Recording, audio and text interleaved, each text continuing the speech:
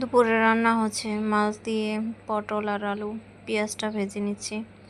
এখন একটু আদা রসুন দিয়ে দিলাম, পানি দিয়ে দিয়েছি।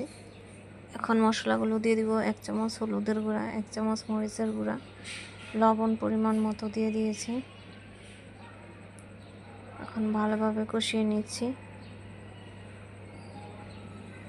এখন আলু আর পটলগুলো ভাজা ছিল আগের, সেটা দিয়ে দিলাম।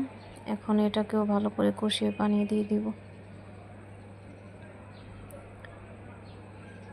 কষানো হয়ে গেছে, এখন পানি দিয়ে দিচ্ছি। বলক এসে পড়ছে, এখন মাছগুলা দিয়ে সেদ্ধ হয়ে গেলে নামিয়ে নিব। হয়ে গেছে তরকারি রান্নাটা।